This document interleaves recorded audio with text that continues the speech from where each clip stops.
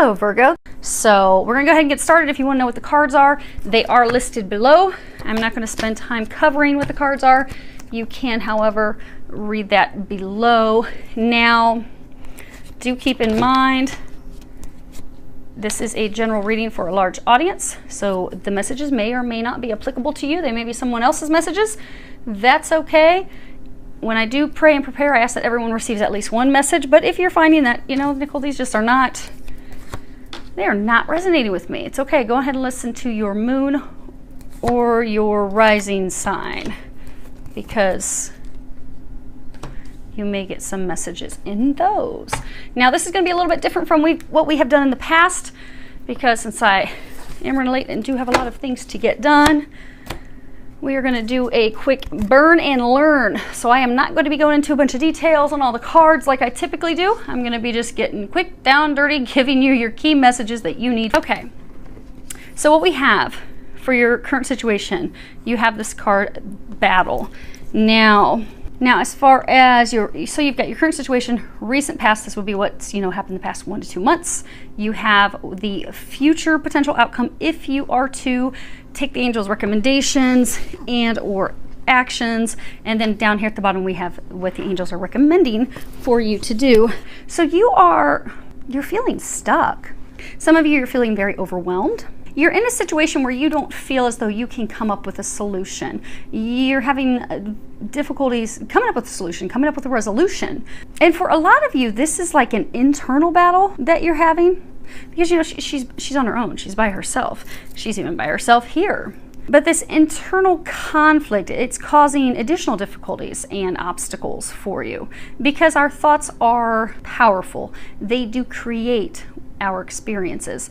And for some of you, you just feel like you see this cross, you feel like it's this cross to bear. For a number of you, this is a situation with love, but you just feel like it's been a burden. It's been a cross to bear. You don't feel like there's a resolution. You don't think that you can fix these things. You feel like you're all alone in it. Some of you are starting to intuitively receive. Many of you actually have received intuitive guidance on how to overcome these hurdles and blocks so you can get yourselves unstuck, but you aren't taking action on that yet. You're not communicating that yet. You're still internally burning and turning and thinking it over and over, but you're not stuck. Now, what's brought you to this point, you have this card, Surrender Outdated Beliefs About Yourself, and at the bottom it says, let go of limiting ideas about yourself that originate from the past. Then you can own your power and soar in your life. And then you have this card, Surrender to Setting Limits. It is healthy to set boundaries in relationships. Practice expressing your needs, and remember that no is a complete sentence. So again, notice she's not saying anything. She's not speaking anything. So oh good, we didn't knock it off. You can still see everything. Outstanding. So for a number of you, you've gotten to this point where you're like, okay, you know, I need to let him or her know what I think, what I want, what I desire. I need to let them know what my needs are. Because boundaries are good in all relationships, be it a romantic relationship, be it a friendship, be it your children. We need to set healthy boundaries, or otherwise people will walk all over us. And then ultimately that spoils, they're even saying soils the relationship. But it puts the relationship in detriment. It could possibly, if it's a friendship, and say you have this friend, they keep overstepping your bounds, you feel like you're being used and you're constantly giving, you're never receiving, things are totally out of balance. Well, eventually it could put the relationship in so much jeopardy that it's over. You no longer have a relationship with the person, because it leads to resentment and anger. So you are at this point, there is a lot of anger. There have been a lot of, those of you that this is a relationship, there have been heated arguments, conversations, because for some of you, the way that you were raised, you know, your parents did it this way, so you think that you have to continue to do it that way, when in fact you want to do things differently. But you're not saying that, you're not communicating that. It could be things tied to money, tied to finances. For some of you, it could be maybe a relationship in the past, someone cheated on you, and now you're afraid, oh my gosh, what if the same thing's going to happen again? It's this thought that keeps popping up. For some of you, it really is a straight up saying no. If it's something that you don't want to do, and it could be something big, you know, no, I don't want to move, I don't want to buy a new house. It could be something small of, no, I really don't feel like going there for dinner. And you know, as trivial as that seems, if you night after night after night are never getting your needs met, say you don't like seafood, but every night you're constantly having to go to seafood restaurants because they love seafood restaurants, eventually you're going to be like, you're going to snap and lose it because your needs are not being met. Relationships should be 50-50. And there's so many of you, they're giving me like, they're blasting with examples. Like for some of you, you keep saying that yes, you'll go to a certain event and you don't want to go to the events. So now you've come to this point where you're like, okay, I know I'm keeping myself stuck. I know that I need to start saying no, but you're not yet communicating that. Now, if you do have compassion on yourself and you do start to communicate those things, what you'll have happen in the next 1 to 2 months, you've got this Two of Swords. Now, these two guys they're doing battle, but you will crack that nut. Right now, your emotions are totally out of balance. If you can start to speak up for yourself, you are going to bring your thoughts and your emotions into balance. You're going to, they keep saying you're going to crack that nut. You're going to come up with the solution, the resolution. You're no longer going to have these issues. You're no longer going to feel as though you're at battle with this person. You're going to feel like, oh, okay, we met in the middle. We came to a solution. All your doubts will be gone. The indecision, because a lot of you, you're kind of like in this wishy-washy, indecisive zone where you keep going back and forth. And again, it's because your emotions are also out of balance.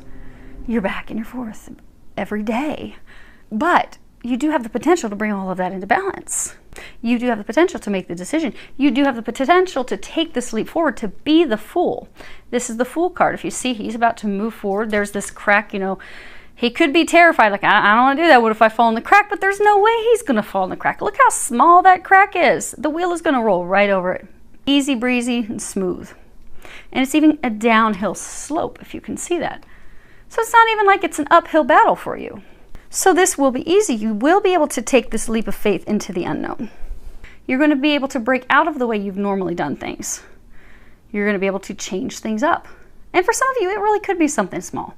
Maybe you're feeling bored with your marriage. Maybe you're feeling like it's stagnated, like the romance and things are gone. Maybe you're wanting to try something a little saucy in the bedroom. Maybe you're wanting to spice things up, but you're afraid to say that because you've never done that in the past, and you're never the one to, initiate those things. Maybe it's always been him, it's always been her, and you're like, I don't know. Well, if you speak up and share, like, hey, I was thinking, why don't we take a little weekend trip, and I got this little outfit to surprise you, and boom, things are spiced up. You've got the joy back in the relationship. But things are going to get better for you, which is good.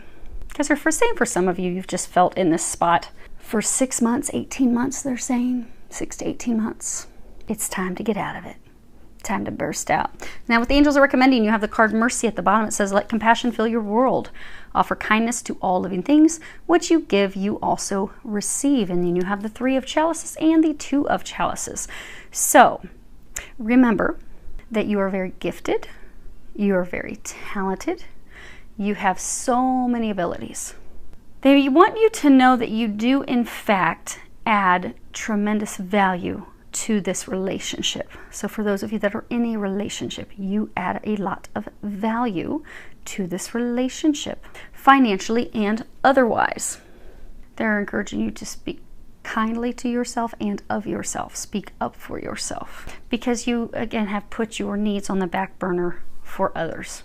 And what's going to set you free, bring you to this state of celebration and happiness. It's also going to make things new. For those of you that are in a relationship, it's going to make things new in that relationship. It's going to renew things in that relationship if you can speak up for yourself. If you're willing to fight for it. Because again, this card is like, okay, you're at this battle point. Are you going to fight for it? Are you going to overcome this inner conflict? Are you going to speak up for yourself? The angels are encouraging you to do that. To have mercy, to speak up for yourself. See, this little bird is all chirping, and they're all celebrating and cheering him on in the background. Speak up for yourself. You'll find that it deepens your bond.